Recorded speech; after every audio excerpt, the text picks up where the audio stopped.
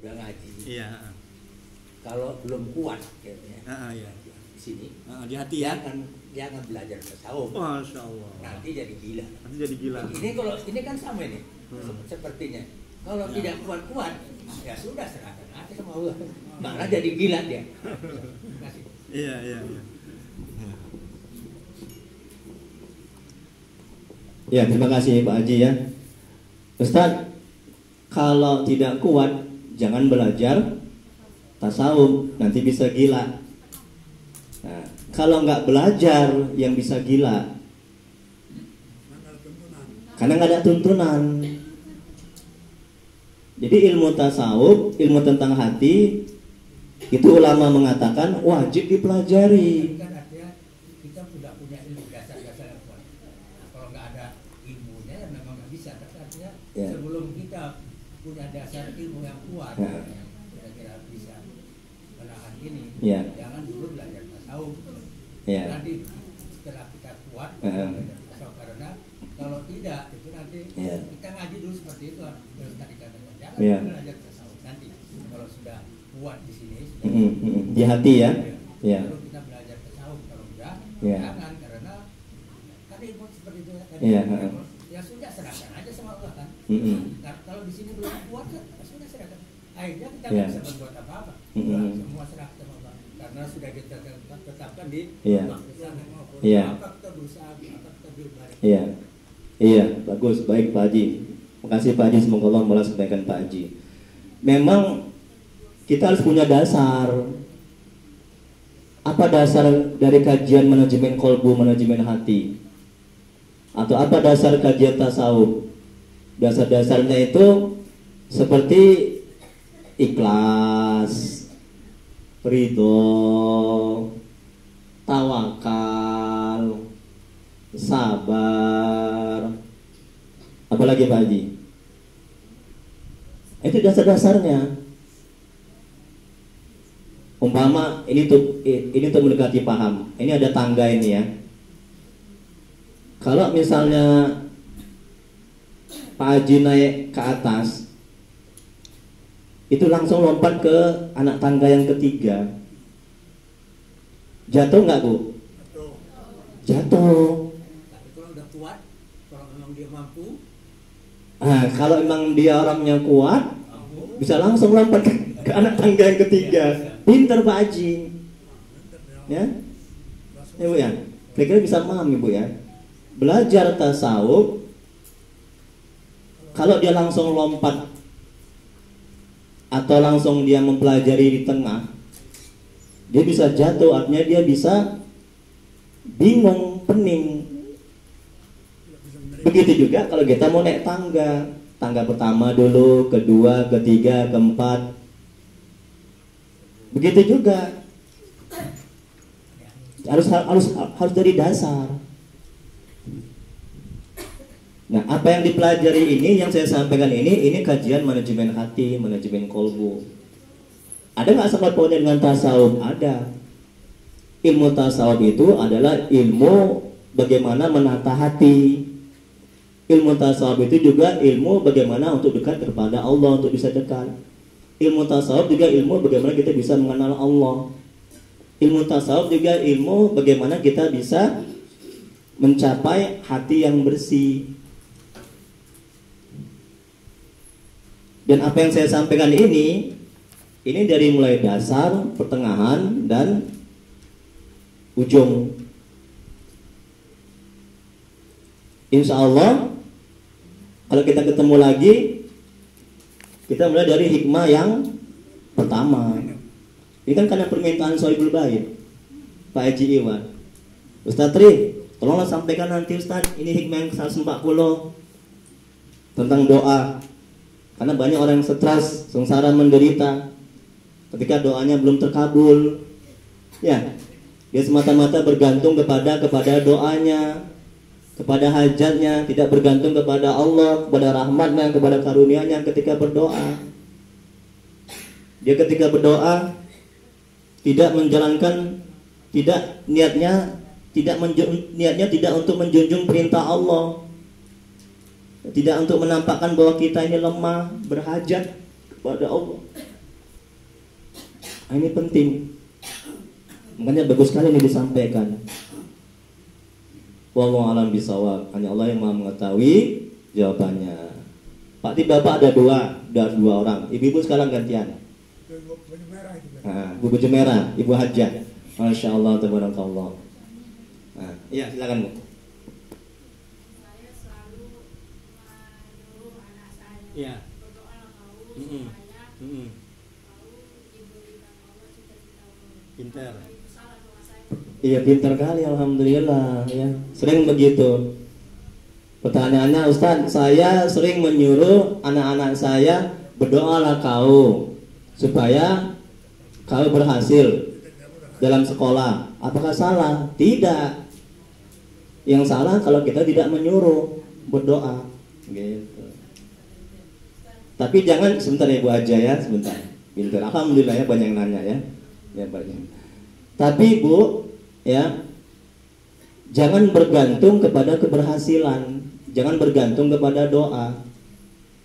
Tujuan kita udah berdoa aja. Itu tadi untuk menjunjung perintah Allah. Itu udah benar itu. Apa kewajiban orang tua kepada anak?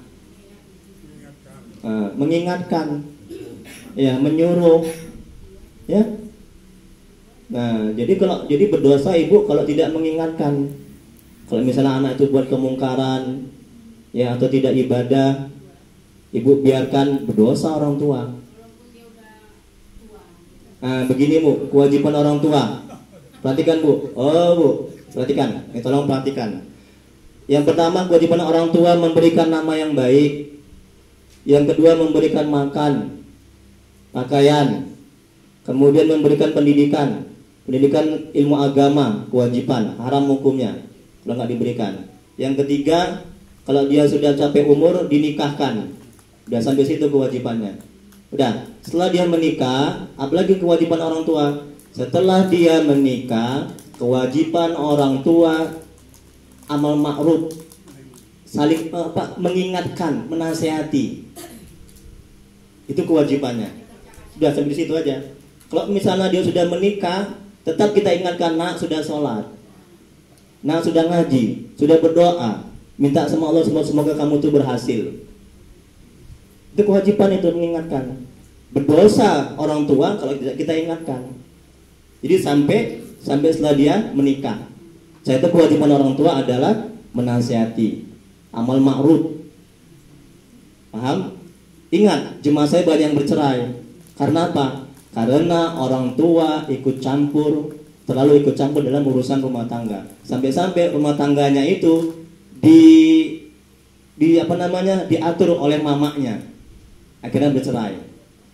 Tidak boleh seperti itu. Jadi orang tua sangat berperan penuh terhadap rumah tangga si anak. Oh, tidak boleh. Kewajibannya hanya menasihati, mengingatkan. Kalau anak itu bertengkar, kalau nggak mampu panggil seorang ustadz, mediasi, musyawarah, gitu Bu. Jadi nggak boleh, udah kau ceraikan itu suamimu. Oh, jahat dia itu. Nggak boleh, zolim itu. Iya. Ya, ini tolong, karena jemaah saya banyak kali seperti itu. Jadi orang tua ini punya wewenang hak penuh terhadap rumah tangga si anak. Iya kan? Anak diberikan kebebasan untuk menentukan. Yang menikah dia orang tuanya. Udah banyak kali yang salah seperti itu. Ya gitu Bu ya. Nah, oke, silakan Bu aja yang belakang tadi. Ya. Sejujurnya dari pagi Ya. saya udah berdoa. Ya. Karena ini kamu tadi udah bilang. Ya. Jangan ya Allah Tuhan kuberi syukurnya mau hujan itu kan karunia juga. Masya Allah. Dan tengah-tengah hujan saya bersyukur. Maaf. Apa salah itu? Ya Masya Allah, tidak salah. Karena saya kasih Pak Iwan dan Pak Kasut belum ngomong. Masya Allah, tabarakallah. Pinternya, alhamdulillah, so sweet ya Allah, tabarakallah. Senang kali saya mendengarnya. Kan selalu banjir. Iya. Iya. Nggak salah. Yang salah kalau kita nggak berdoa. Namanya kita punya hajat, punya keperluan. Ya Allah, kayaknya tadi udah gerimis-gerimis, ya Allah, tolonglah ya Allah, jangan sampailah hujan ya Allah.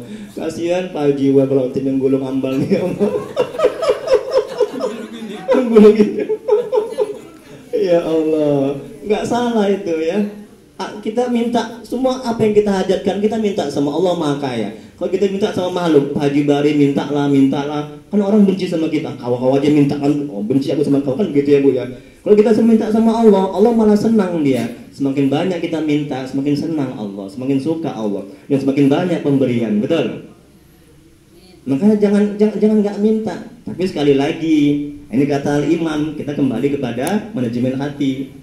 Ya, jadikan permintaanmu itu untuk menjunjung perintah Allah. Niatkan kita doa itu untuk menjalankan perintah Allah. Karena Allah bilang dalam Al-Quran, udhuni astajib lakum, mintalah.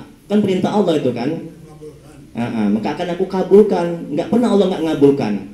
Kalau nggak ngabulkan berarti Allah yang kerjanji. Maha suci Allah yang kerjanji. Nggak mungkin Allah yang kerjanji. Kalau nggak di dunia, akan di akhirat dikabulkan. Betul. Sesungguhnya pengabulan di akhirat itu lebih berharga, lebih mulia, betul, lebih bernilai ketimbang pengabulan di dunia. Tenang hati kita, ya kan? Ketika asam urat sebulan nggak sembuh, ketika minta doa nggak sembuh juga, kita nggak stres, betul Bu? Betul, kayaknya terpaksa bilang betulnya. Nanti, ya insya Allah ya Bu ya. Nah, ketika belum sembuh, ingat nanti akan dikabulkan oleh Allah nanti Bu di akhirat nanti. Ketika kaki kita berdoa minta belum sembuh. Oke. Ya, ada lagi. Silakan Pak Haji ini. Benar. Ya. Ini termasuk masalah sakit ya. Sakit ya. Kalau kita minta, kita minta ke Allah akan dikabulkan. Betul, pasti dikabulkan. Ya. Sekarang kalau nggak sakit, sakit, kita katakan sakit apa? Asam urat. Asam urat itu ringan dan berat lagi loh. Ya, kanker jantung.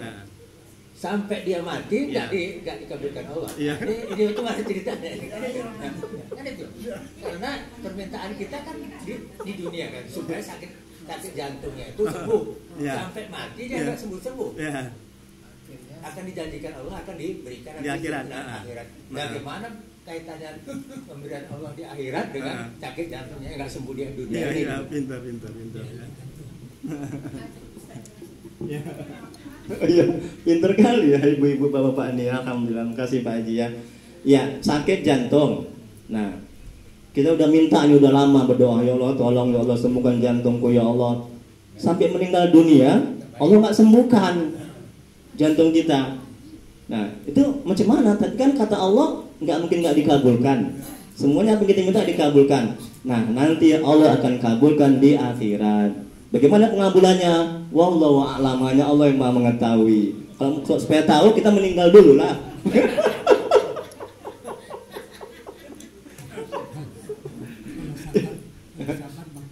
Iya, kalau sabar sakit kata Pak Jiwa ada berpahala. Oke, ada lagi yang lain? Jam 12 ya. Ya, silakan Bu aja. Ya.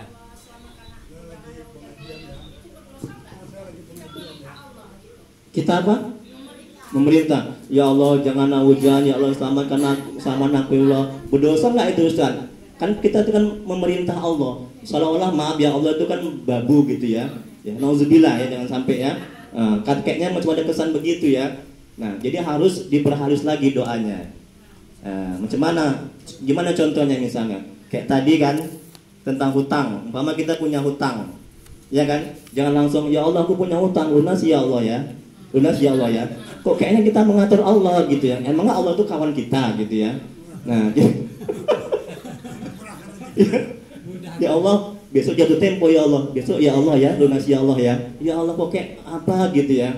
Ya, jadi bagus sih lah bahasanya. Kayak ini tadi kata Imam. Kalau kita misalnya punya hutang, kita nampakkan bahwa kita ini tidak mampu daya upaya untuk membayar. Hanya Allah yang Maha mampu. Bagaimana kalimatnya? Ya Allah, ya Rahman, ya Rahim, yang Maha Kaya, yang Maha Mampu. Beri Engkau Maha Kaya ya Allah. Udah, beri aku kesanggupan untuk bisa membayar hutangku. Nah, begitu. Beri aku kemudahan. Tadi sini gimana kalimatnya? Yang mana Bu? Coba tengok dulu. Halaman kedua. Yang kedua kemudian. Coba tolong sama-sama Bu. Ini penting ini. Halaman pertama. Oh pintar Pak Haji. Makasih Pak Haji. Tengok ibu sama-sama Bu. Halaman 1 Bu. Yang paling bawah Bu. Contohnya ketika orang arif, orang yang mengenal Allah punya hutang, mereka berdoa, tujuannya untuk menampakkan ketidakberdayaan mereka membayar hutang, bukan tujuannya agar lunas hutang. Sehingga ketika terkabul tidak begitu gembira, dan bila belum terkabul tidak kecewa, sakit hati, stres, sengsara dan menderita. Kemudian, nah itu ya.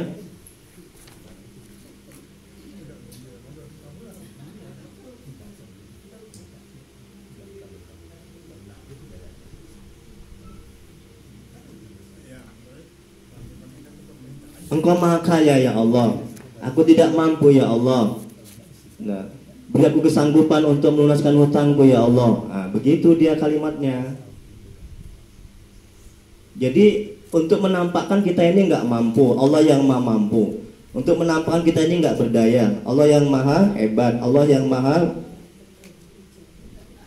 kuat, maha pengasih. Jangan ya Allah, aku punya hutang ya Allah, lunasi ya Allah ya. Aduh, itu kurang. Sudah banyak kali hutangku dia sampai uber-uber sama debt kolektor ya. Curhat pula dia sama Allah ya kan. Aduh, kok kayak kawannya jadi curhat sama Allah ya. Ya Allah, besok ya Allah jatuh tempo ya Allah, besok ya Allah lunasi hutangnya ya Allah. Nggak boleh mengatur-ngatur, biar Allah sendiri yang mengatur kapan waktunya terkabul. Ya, coba Bu, coba gini Bu.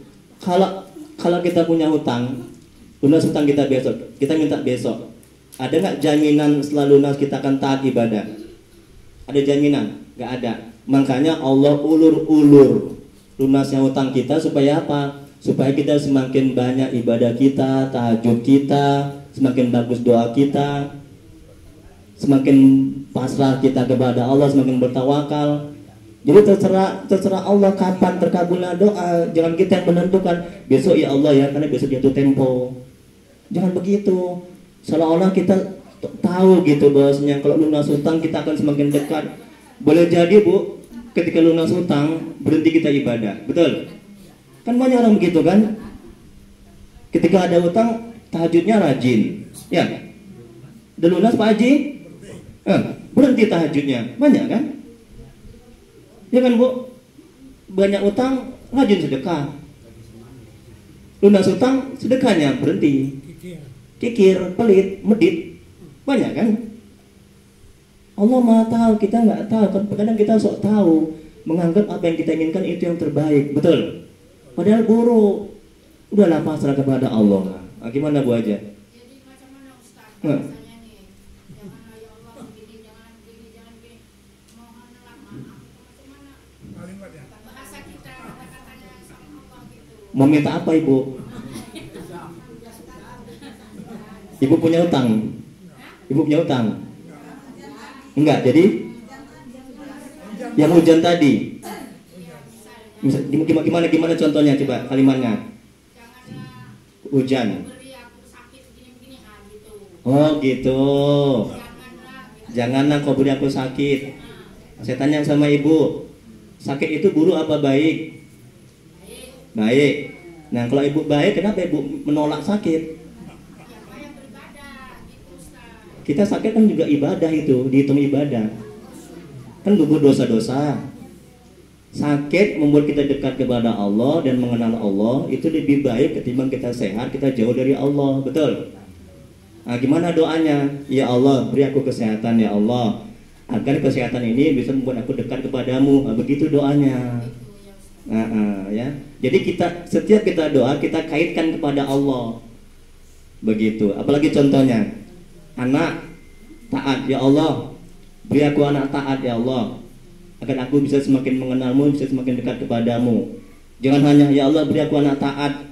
Anak taat pun kalau membuat kita ke neraka, nauzubillah. Betul kan? Jadi apapun yang kita minta kita kaitkan kepada Allah. Apalagi contohnya, ya Allah aku diminum ya Allah. Udah?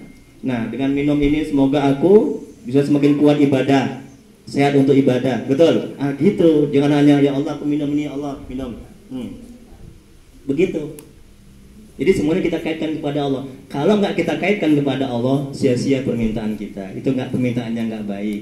Nah, kayak tadi kan lunas hutang untuk menampakkan kita ini nggak mampu, kita ini nggak kuat, kita ini nggak berdaya. Hanya Allah yang membayar pada hakikatnya hutang kita. atas bantuan Allah, pertolongan Allah. Nah begitu. Jadi kita semakin dekat kepada Allah, semakin mengenal Allah. Ketika lunas hutang, banyak orang yang lunas hutang dia semakin jauh dari Allah. Banyak, ya kan? Semakin lupa kepada Allah. Banyak.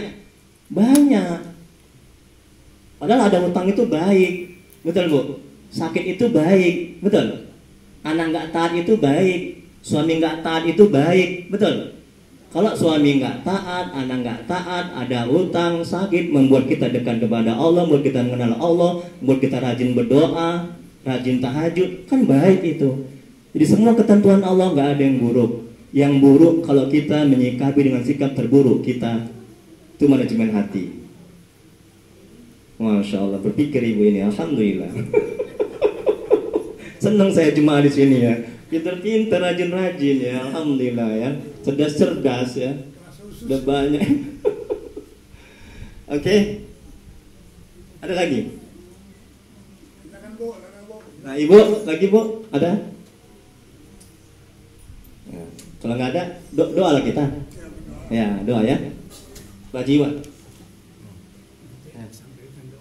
Oh, siap kacamata dulu.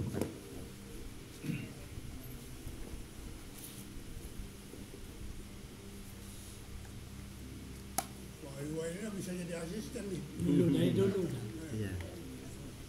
Doa si Adam dimulai Haji apa nih? Haji Iwaripudin bin Arifin.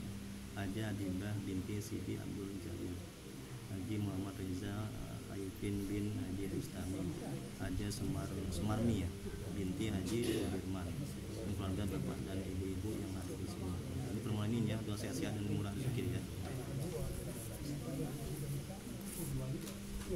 Ini ada hajat ya, untuk permohonan doa, semoga diberikan kesehatan dan dimurahkan rezeki ya. Untuk yang pertama Haji Warifuddin bin Arifin, Haji Habibah binti Sidi Abdul Jalil, Haji Muhammad Reza Khaifin bin Haji Bustami, Haji Sumarmi binti Haji Sudirman.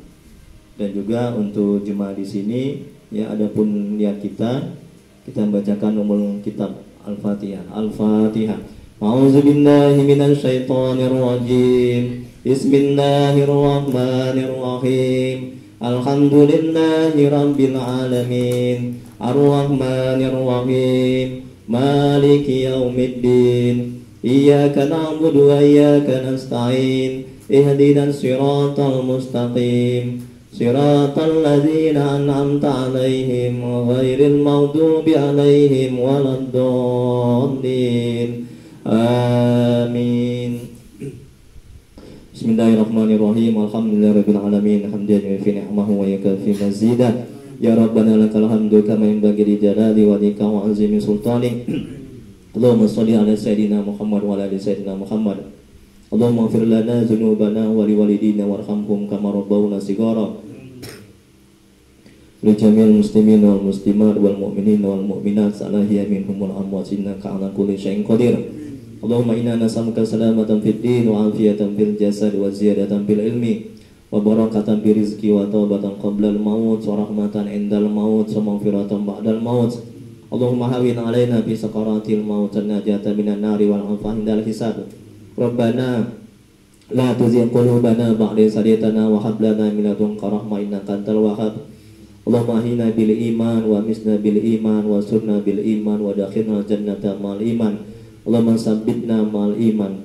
Rabbana atina fid dunya hasanah wa fil akhirati hasanah wa qina azabannar. Wa sallallahu ala sayyidina Muhammad wa ala alihi wasallam. Subhana rabbika rabbil izzati amma yasifun wa salamun alal mursalin walhamdulillahi rabbil alamin. Allahumma shalli ala sayyidina Muhammad. Taqabbalallahu minkum. Assalamualaikum warahmatullahi wabarakatuh.